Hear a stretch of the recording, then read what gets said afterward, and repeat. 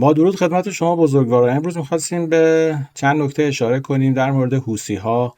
و یک مقدار این ویدیو طولانی خواهد شد چون می‌خوایم به مباحثی اشاره کنیم که متاسفانه در هیچ کدوم از رسانه‌های جهان، رسانه‌های جریان اصلی بهش پرداخته نشده. اگر اخبار رو مرور کرده باشین میدونید که کشور آفریقای جنوبی رفته در دادگاه لاهه علیه اسرائیل به جرم نسل‌کشی و بر صورت جنایت علیه بشریت از اسرائیل شکایت کرده. آفریقای جنوبی یکی از فقیرترین کشورهاست که با دامنه بالای جرم و جنایت و بزهکاری جزو کشورهای پرخطر جهان محسوب میشه و از طرفی عضو بریکس هست و در حال حاضر رئیس دوره‌ای این سازمان هستش. بریکس هم که میدونین بر صورت روسیه، برزیل، هند، جمهوری ولایت فقیه عربستان، امارات هم عضو بریکس هستن. و وقتی شما به عنوان یک کشوری که در رأس بریکس هستی شکایت میکنین، یعنی این تمام سران موافق این بازی هستن و این همون جنگ کلاسیکی هستش که به شما گفتیم چند سال شروع شده. لیبرال ها علیه یهودیان افراطی که فعلا در منطقه نتانیاهو رهبری اونها رو به عهده داره و تنها دولتی هستن که با برنامه گلوبالیستان مخالفن. برای همین طی یک سال گذشته دولت نتانیاهو تحت فشار داخلی و خارجی قرار گرفت. مردم به خیابان ها آمدن، دادگاه علیهش تشکیل شد، ولی خب نتوانستن آنچنان اثرگذار باشن و نهایتاً با بر صورت بازی که علیه نتانیاهو رو انداختن به واسطه حماس و جنگ، اولا نتانیاهو هم به پایان خودش در حال نزدیک شدن هستش. ولی خب حوثی‌ها همونطور که همه کسانی که خبر رو دنبال میکنن یکی از ابزارهای گلوبالیسم جهانی هستن و لیبرال ها از ابزار خودشون مثل حماس،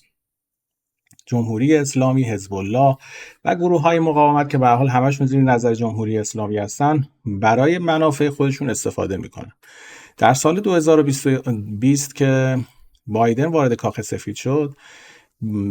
عجیب با رفتاری عجیب حوثی‌ها را از لیست تحریم‌ها خارج کرد و باعث شدش که حوثی‌ها بعد از اون همه جنگی که علیه عربستان کرده و با اون تحریم‌هایی که بودن جان تازه‌ای بگیرن و امروز متوجه میشیم که به واسطه چه قضیه‌ای بودش که اون تحریم‌ها برداشته شد و امروز به عنوان یک سیاهی لشکر در خدمت تفکرات لیبرال‌ها هستش. از روزی که اولی که حوثی‌ها شروع کردن به حمله به اسرائیل و پروپاگاندا علیه اسرائیل، نتانیاهو عملاً هیچ واکنشی به این موضوع نشون نداد که عملاً حوثی‌ها هیچ گونه خطری برای اسرائیل ندارن و موشک‌های حوثی‌ها باید از عربستان و اردن بگذره که برسه به اسرائیل و دیدیم که خیلی از این موشک‌ها به هر صورت توسط پدافند عربستان و امریکا هدف گذاری شد و به اسرائیل نرسید و اسرائیل تلاش کرد اصلا به این بازی وارد نشه و چون میدونست این که به هر صورت باجی هستش که اگر به هر صورت وارد این بازی بشه باید به امریکا و دولت بایدن بده. حالا میخوایم وارد این موضوع بشیم.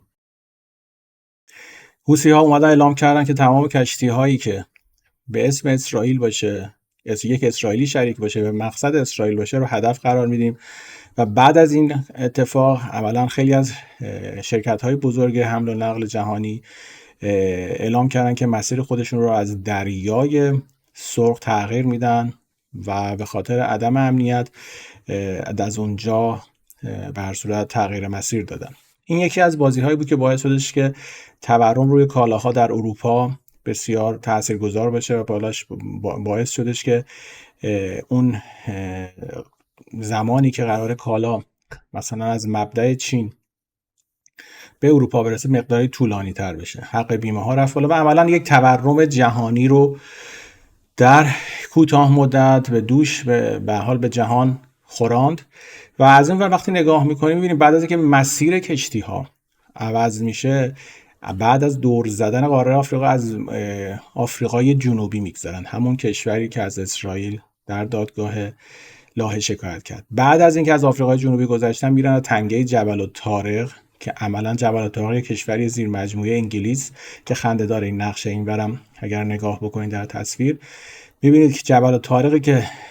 جزئی از خاک اسپانیا هست عملا زیر مجموعه انگلستانه و آن سوی تنگه جبل الطارق کشور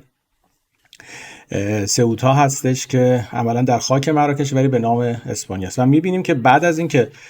کشتیرانی ها عوض شد منابع سرشاری از حق ترانزیت به جای اینکه از کانال سوئز بگذرن و وارد اروپا بشن از تنگه جبل الطارق میگذره و این باعث میشه که انگلیس هم از این بازی سود ببره. و هر صورت اتحادیه اروپا عملا ارتشی نداره که بخواد از حمل و نقل خودش دفاع کنه و طی 2-3 دهه مبتنی بر حمایت و اقتدار امریکا بوده و عملا امریکا پلیس جهانی بوده و چون امریکا اصلا منافعی در دریای به حال سرخ و تنگه باب المندب نداره و اکثریت عبور حمل و نقل کالاها از به ضرر چین و اروپا هست وقتی مسدود بشه. برای همین دیدیم که در سازمان ملل هم روسیه و چین چراغ سبز نشون دادن به قطعنامه امریکا و وتو نکردن. حالا مییم نگاه میکنیم ببینیم چین چرا وارد عمل نشد. چینی که به هر صورت آن سوی باب المندب در جیبوتی پایگاه نظامی داره و انگلستان وارد میشه و به هر صورت امریکا وارد میشه که به هر صورت بتوانن این فشار رو علاوه بر اینکه بر اسرائیل بیارن بر اتحادیه اروپا هم بیارن و بگوین اگر ما نباشیم عملا امنیت شما به خطر میفته. و هر صورت انگلستان بعد از خارج شدن در سال 2016 بعد از برگزیت و هر صورت از اون قوانین اتحادیه اروپا اومد بیرون و دیدیم که مثلا در حمله دیروز اتحادیه اروپا تا بخواد تصمیم گیری بکنه و خیلی از کشورها مخالفت کردن نمیتوانست خارج از اون قواعد بازی کنه، ولی وقتی خارج شد از اتحادیه اروپا عملا دیدیم در حمله دیشب به یمن با مشارکت امریکا به قول معروف با مشارکت امریکا این حمله رو انجام دادن. و وقتی نگاه میکنیم میبینیم که خب انگلستان که اصلا پایگاه دائمی در جیبوتی داره و علاوه بر اون هم قبل از اینکه حمله بشه به حوثی‌ها به اونها اطلاع دادن. یعنی اینجا دارن از حوثی‌ها به عنوان یک ابزار چند منظوره استفاده میکنن. در سطح کلان حمل و نقل بین‌المللی رو مختل میکنن و با گران شدن کالاها ما با همون به هر صورت فرمول‌های عبور از دوران کربانی نزدیکتر میشیم، چون هرچی کالا گرونتر بشه مصرف کمتر میشه. از یک سمت دیگه به اسرائیل فشار میارن که به خاطر امنیت انرژی و ترانزیت شما ما اینجا هستیم، یعنی حوثی‌ها هم یه ابزاری هستن. از طرف دیگه درآمدزایی ایجاد میکنن به واسطه عبور کشتی‌ها از جبل الطارق و این باعث میشه که ترانزیت این کالاها شرکت‌های بزرگ به انگلستان و اسپانیا برسه. از اون ورم آفریقای جنوبی از حق ترانزیت استفاده میکنه و دیدیم که به عنوان یک پاپت عملا رفت از اسرائیل شکایت کرد و اینها همه فشار علیه یهودیان افراطی هستش که چندین دهه و چندین سالی هست که اینا با هم درگیر هستن. مثلا می‌بینیم یکیشون دوباره سناریوی اپستین رو میاره وسط که بعدش کلینتون رو میاره دوباره ازش درباره مسائل جنسی که به قول معروف در اون جزیره مشکوک به وقوع پیوسته دوباره قضیه آپدیت میشه و خیلی از افراد نزدیک به این جریان رو تحت فشار قرار میده. از اون ور هم میبینیم یهودیان لیبرال تونل های مخفی که در نیویورک هست کشف میکنه و این جنگی هستش که ادامه خواهد داشت. ولی خب اگر در سال 2024 به هر دلیلی یک دموکرات رأس کار بیاد و به هر صورت یک شخصی مثل ترامپ نباشه، چون به حال ترامپ عضو لابی یهودیان افراطی بود و به واسطه اونها رأس کار اومد و دیدیم که عملا رئیس جمهور یهودیان افراطی بود و به حال اتفاقاتی که برای اسرائیل در اون دوره افتاد یکی از رویایی ترین به حال اتفاقات بود. برای همین عکس ترامپ رو هم مثل به صورت کوروش روی سکه هاشون زدن. فرض اگر 2024 انتخابات به نفع دموکرات‌ها و رقم بخوره عملا بازی نتانیاهو هم برای همیشه بسته خواهد شد و این بسته شدن باعث میشه که دیگر کشور فلسطین تشکیل بشه و بعد از تشکیل شدن کشور فلسطین دیگر محور مقاومت و بر اساس بازی‌های انتحاری مسلمانان در این منطقه جایگاهی نخواهد داشتش و همینطور که داریم می‌بینیم از سوریه، لبنان، از به قول معروف نیروهای جهادی در فلسطین همه دارن به قول معروف نابود میشن. می‌بینیم که سید رضی رو توی سوریه میزنن، میان حماس رو تو غزه نابود میکنن، لبنان رو فرمانده ارشد لبنان رو میزنن، الان هم حوثی ها رو به هر صورت تا زمانی که نیاز دارن ازشون استفاده میکنن و بعد با حوثی ها هم از بین میبرن و نهایتا همونطوری که قبلا هم گفتیم و طبق 6-7 ماه گذشته گفتیم که بالاخره این بازی به تهران هم خواهد رسید و نهایتا ارازشه تهران و کسانی که طی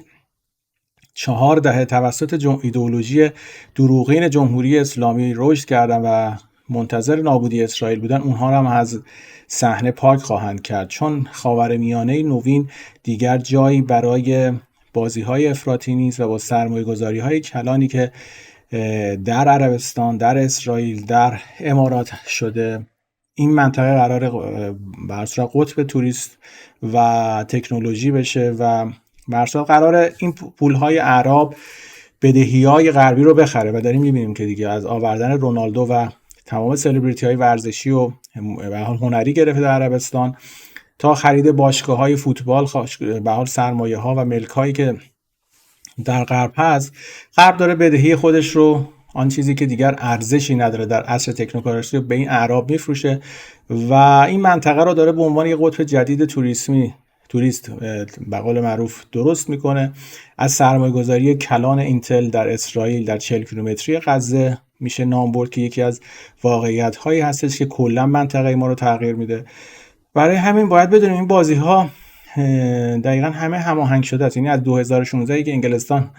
از اتحادیه اروپا به واسطه برگزیت خارج شد تا آمدن جو بایدن و خارج کردن حوثی‌ها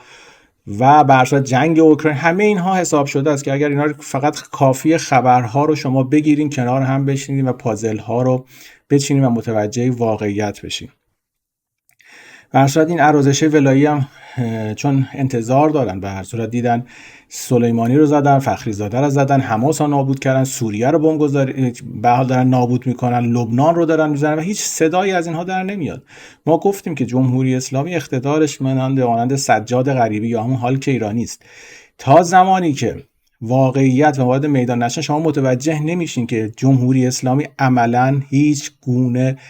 قدرت و خودمختاری نداره و این یک ابزاری بودش که در سال 57 برای تغییرات در خاورمیانه آورده شد و همین امروز هم جمهوری اسلامی 1 سانت از حدودی که برایش تعیین کردن خارج نمیشه و دیدیم که طی 43 سال کاری کردش که اسرائیل از یک کشور منفور به یک کشوری تبدیل شدش که با جهان عرب رابطه برقرار کرد. الان رو شما نگاه نکنید، بازی ها تمام خواهد شد، ولی اون واقعیت هایی که 4 دهه کمک کرد به اسرائیل جمهوری اسلامی که ابزار گلوبالیست ها بود، علاوه بر این که موازنه رو به هر صورت رعایت کرد، تلاش شد زمانی که اسرائیل خواست از زیر یوغ امریکا خارج بشه به واسطه حزب الله و حماس و به حال محور مقاومتی که تشکیل دادن اسرائیل رو مقداری کنترل کنن. ولی الان دیگه این بازی ها تمام شده و ما باید منتظر خاورمیانه جدید باشیم و مهمترین خبرها همین هستش که باید ببینیم اجلاس داووس چه تصمیم گیری برای دنیا خواهند کرد و این الگوریتم ها رو چگونه جلو خواهند برد و همه مسائلی که در رسانه ها میشنوین اخباری هست که در صدد تحمیق کردن مخاطب داره پخش میشه و واقعیت ها اینها هستن. یعنی در سطح کلان حوثی ها، جمهوری اسلامی، حماس، حزب الله، به هر صورت اینها مهره هایی هستن که سر زمان بازی میشن، ترور میشن، کشته میشن و اون کسانی که با این ایدئولوژی ها به هر صورت رشد کردن حذف میشن. کسانی هم که رأس کار هستن که بازی ها رو میدانن و یا خودشون کنار میرن یا یه زمانی هستش که دیگه خودشون دوباره تغییر ماهیت میدن و به یک نظم جدید میپیوندن. این یک به حال توضیح 14-15 دقیقه‌ای بود در مورد مسائل منطقه. امیدوارم که بتونید مسائل رو کنار هم بچینیم و خوراکمون رو خودمون با واسطه که تحقیق کردن و تحلیل مطالب به دست بیاریم، لابلای خطوط رو بخونیم و ببینیم واقعا این اتفاقات داره به چه سمت و سویی داره حرکت میکنه.